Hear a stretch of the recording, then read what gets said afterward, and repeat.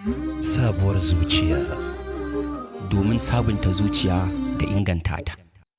أعوذ بالله بسم الله والصلاة والسلام على رسول الله وعلى آله وصحبه أجمعين أما بعد السلام عليكم ورحمة الله وبركاته يا uwana masu kallonmu da sauraronmu a daidai wannan lokaci na sahur ɗin farko a rana ta farko a wannan wata na Ramadan.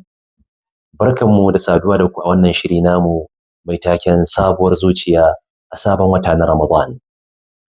Ya uwa, a wannan shiri namu wanda zai rinka zuwa mana a wannan lokaci na sahur a kowace rana, za mu tafi da ku a wata tafiya ta wannan wata mai alfarma mai albarka har zuwa ƙarshen shi insha Allahu tabaraka wa ta'ala. Ya uwa masu daraja, ko ka san cewa kai mai azumin da ka tashi yanzu za ka yi sahur, za ka iya samun lada fiye da na kowa wanda ya azumi? Ka taɓa tunanin cewa za ka iya samun lada fiye da na dukkan mutanen da suka yi azumi? Taho tare da mu ka gane cewa za ka iya samun lada bugu da ƙari na sauran mutane dukkan wanda suka yi. Ga wani misali taƙaitacce, yanzu da muke cikin lokacin sahur, ɗauko wasu mutane guda biyu, kowannensu yanzu ya farka, kowanne ya tashi a bacci, ba don komai ba sai domin ya yi sahur domin ɗaukan azumi. Kowannensu ya sha ruwa, na farko ya sha ruwa, na biyu ma ya sha ruwa, na farko ya ci abinci, na biyu ma ya ci abinci. Kowannensu zai riƙe bakinsa daga wannan lokaci har zuwa a kira sallar magriba. Ka ga aikin duka iri ɗaya ne, amma ɗayan zai iya fin samun lada akan na farkon. Menene wannan sirrin? Akwai wani sirri wanda zai iya sanyawa wancan ya fi na farko samun lada. Aikin iri ɗaya, ƙishirwan iri ɗaya, cin abincin iri ɗaya, shan wahalar azumin iri ɗaya, amma za ka iya samun na biyun ya fi na farko samun lada. Menene ke sawa na biyu ya fi na farko samun lada? Ya uwa masu kallon mu a wannan lokaci na sahur, akwai wani madanni a zuciya wanda mutane da yawa daga cikin masu azumi ba sa kunna wannan madanni nasu, ba sa danna wannan madanni na zuciya wanda shi ke juya al'amura su zamto suna kwararo lada, suna zubo maka lada wanda ba ka tsammanin wannan ladan. Wannan madanni na zuciya shi ne madannin niyya. Me ya bambanta na biyu da na farko? Dukanmu yanzu mun tashi za mu yi sahur. Shi na biyun ya ci abinci ne domin kada ya ji yunwa, ya sha ruwa ne domin kar ya ji ƙishirwa, ya ci abinci ne domin jama'a suna ci. An saba duk shekara in ta zagayo za a tashi irin wannan lokaci a ci abinci a sha ruwa. Amma shi na biyun da ya tashi zai ci abincinsa sai ya canja al'ada ta koma ibada ta hanyar danna madannin zuciyarsa. Da ya zo zai ci abinci ya tashi sai ya sanya a zuciyarsa, ya ƙudurta a zuciyarsa shi ya tashi ne zai yi sahur domin koyi da manzon Allah sallallahu alaihi wasallam. Saboda manzon Allah sallallahu alaihi wasallam ya ce a hadisinsa, tasahharu fa inna fi sahuri baraka. Ku ci sahur domin a cikin sahur akwai albarka. Shi zai ci wannan abincin ne ba domin yana jin yunwa ba, ya ci ne domin ya yi kwaikwayo da manzon Allah sallallahu alaihi wasallam. Ka ga me? Ya juya al'ada ta koma ibada. Niyya ita ke da tasirin gaske wajen wato ainihin sauya al'ada ta koma ibada a samu lada.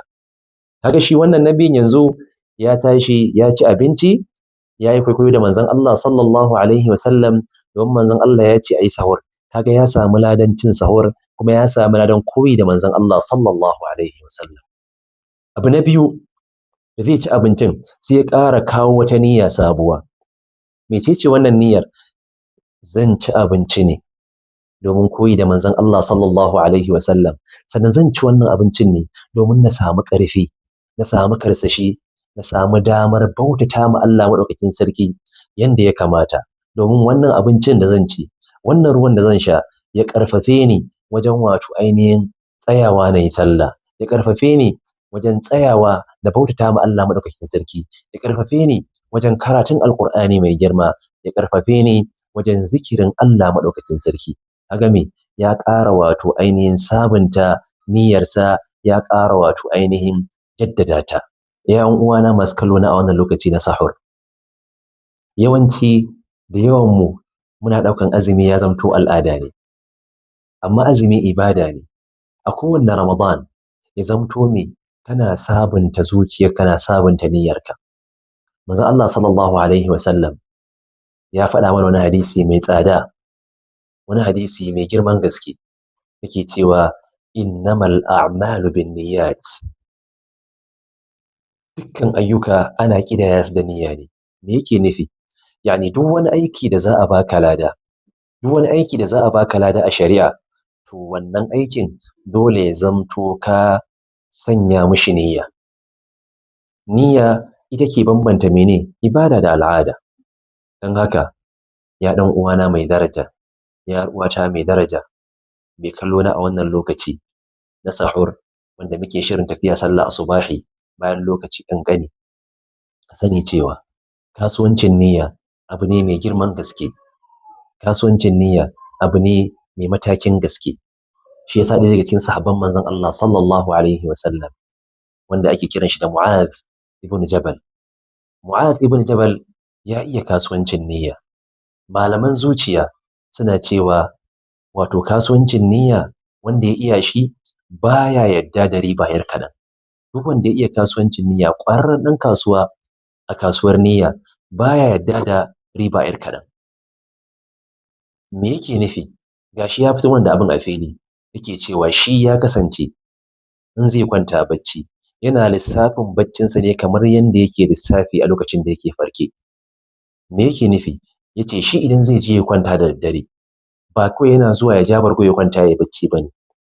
In zai kwanta, zai ce a zuciyarsa, ya Allah, na zo zan kwanta ne domin wato ainihin na samu natsuwa, na samu karsashi, na ƙara samun wani ƙarfi domin na samu damar miƙewa cikin wato ainihin nagarta da ƙarfi domin na yi qiyamul laili, na bauta maka yanda ya dace. Kaga Mu'adh ibn Jabal da yake ya iya kasuwancin niyya, ya sauya baccinsa daga al'ada ya koma ibada. Yana bacci amma account ɗin ladansa wato lada na zuba na kwarara a ciki. Ya kai ɗan uwa, ka zamto ƙwararren ɗan kasuwa a kasuwancin niyya. A wannan wata na Ramadan, duk abin da za ka yi, kada ka yadda ka yi shi ba tare da ka wato ainihin sabunta niyyarka ba. Idan ka tashi za ka yi abu, tsaya sakon uku, ka sabunta niyyarka. Saboda me? Ka samu lada, ka zamto ka samu lada mai yawa, ka zamto kai ba gama gari bane, ba ladan azumi kawai kake samu ba, kana samun ladan azumi sannan kana samun ribar ƙafa mai ɗimbin yawa. Ya ke ƴar uwa, in za ki shiga kicin, kada ki shiga kicin kawai haka sakaka dan kawai ana shiga. An saba da zaran an dawo daga sallar dare kawai ana shiga kicin ne kawai haka. A'a, kada ki shiga kicin haka. Idan za ki shiga kicin, tsaya ki sabunta niyyarki, ki sanya a zuciyarki cewa yanzu zan shiga kicin ne domin menene? Zan girka abinci domin na wato ainihin ciyar da masu azumi.